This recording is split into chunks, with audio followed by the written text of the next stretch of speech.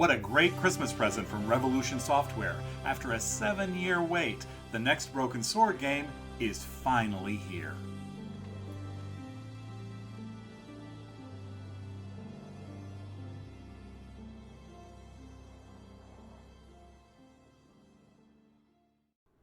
Hello, I'm Ray Ivey for JustAdventure.com, and I'm here to tell you about Broken Sword 5, The Serpent's Curse. Now, let's just get this out of the way from the very beginning. While it's true that the ideal posture for any reviewer to approach a new work with is one of utter objectivity, in the real world that's frequently not possible. Because of that, when I was asked to do this review, I faced a moral dilemma. Why? Because as anyone who knows me knows, I am certainly not objective about this particular franchise.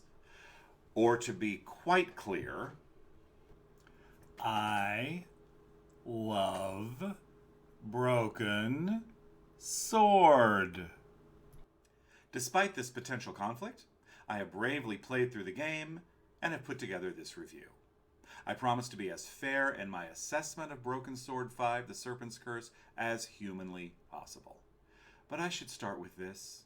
It's a 2D style Broken Sword game. That's all you really need to know.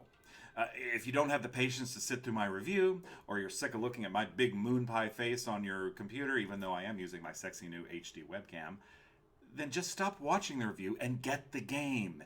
It's a 2D style Broken Sword game, which any adventurer will tell you is a cause for celebration.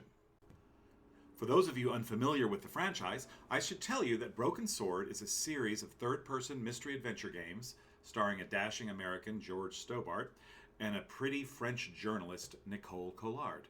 In each game, the two friends get embroiled in an international mystery, usually one with fascinating historical repercussions.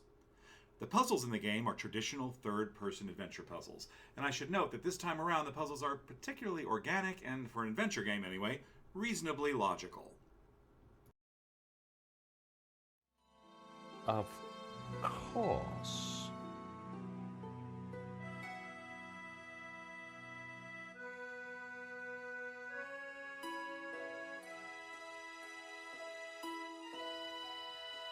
Paris in the spring. Passion, romance, l'amour. I was working in art insurance. It paid the rent, just about. And then, by chance, I met Nico at a private view. You didn't tell me that you were back in Paris, George? We should catch up. Let's have lunch? Nobody move!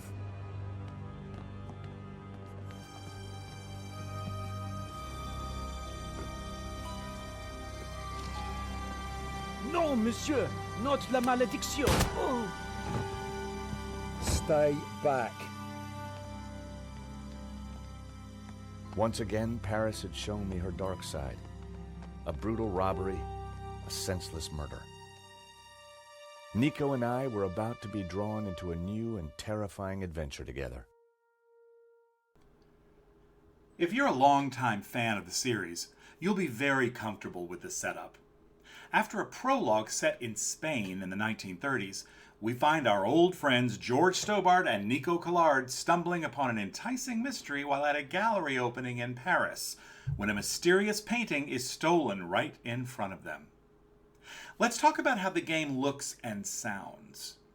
After 2 outings in 3D, Revolution director Charles Cecil and his team have returned the series to its 2D roots, and with ravishing results. Cecil hires the most experienced and talented background artists, and the environments of the game glow with warm colors and beautiful detail. One of my favorite bits is a large balloon in the shape of a pig that for some reason floats above a dodgy warehouse in London. If you have a widescreen monitor, you're going to want to play the game in full screen mode to enjoy the lusciousness of the graphics in their full glory. Earlier I said the game was 2D style, and here's what I meant by that. While the background art is 2D, the characters themselves are modeled in 3D. But trust me, they look gorgeous as well, and these 3D characters utterly match and fit in with the 2D elements of the game. There's a pronounced and effective use of the parallax effect in the 2D environments as well, which also harkens back to classic 2D animated films. Next, the sounds. As usual, the voice acting in the game is superb. Well, mostly superb. Rolf Saxon returns in fine form as George, and newcomer Emma Tate is terrific as Nico.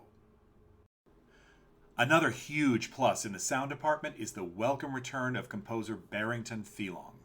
I've been a huge admirer of his low-key but lush and evocative scores for Broken Sword games since I played the first one more than 15 years ago.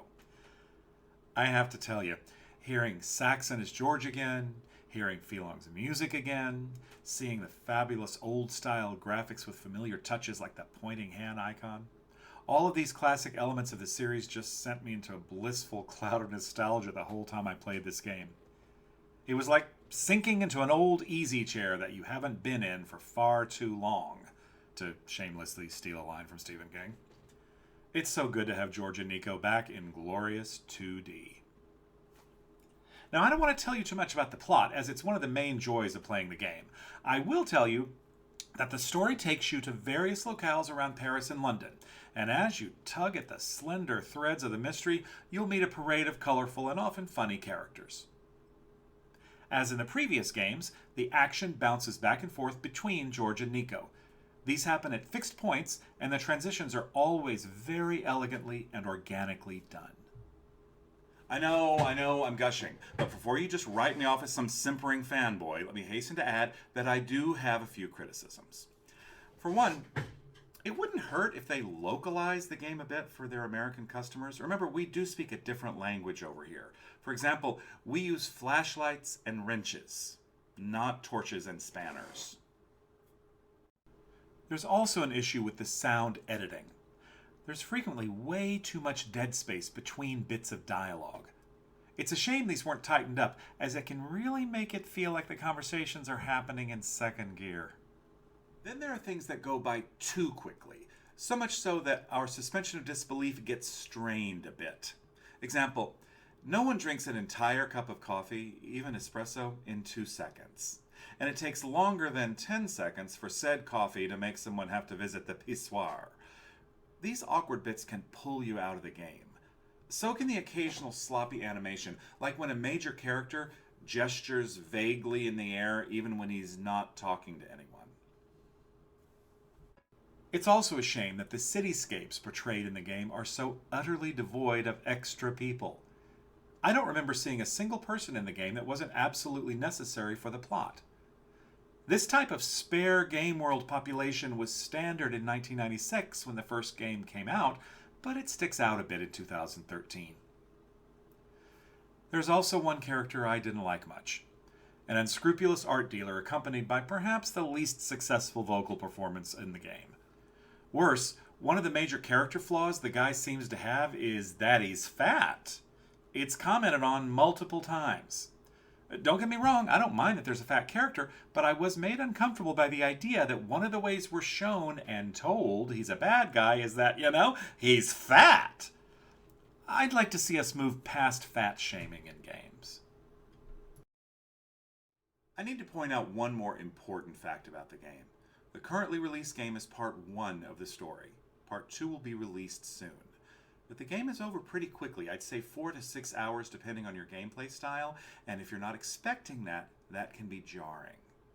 That being said though, the conclusion to part 1 is compelling and exciting and interesting and makes you eager to get to part 2, all without the use of some cheap cliffhanger.